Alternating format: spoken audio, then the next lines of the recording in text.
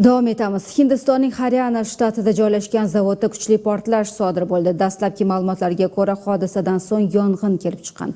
Fojia zavodning sovutish tizimi ta'mirlanayotgan vaqtda yuz berdi. Portlash sabab kamida 6 kishi jiddiy jarohatlandi. Ulardan 2 nafari og'ir ahvolda ekani bildirildi. Manzilda 300 nafarga yaqin ishchilar bo'lgani va ular evakuatsiya qilingani ma'lum qilindi. Demak, dasturimizni xalqaro maydonda sodir bo'layotgan shu kabi so'nggi va muhim yangiliklar tafsiloti bilan davom ettiramiz.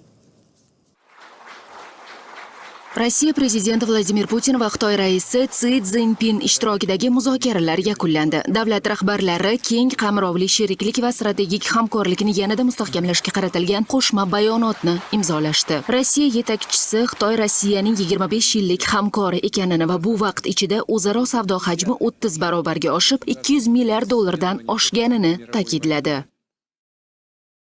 Bugun Turkiyaning Malatya viloyatida 5.6 magnitudali zilzila sodir bo'ldi. Hodisa Battalgazi tumanida yuz berdi. Yer silkinishi nafaqat Malatyada, balki Gaziantep, Elazig va Adiyaman kabi qo'shni hududlarda ham sezildi. Ayrim maktablardan o'quvchilar evakuatsiya qilindi.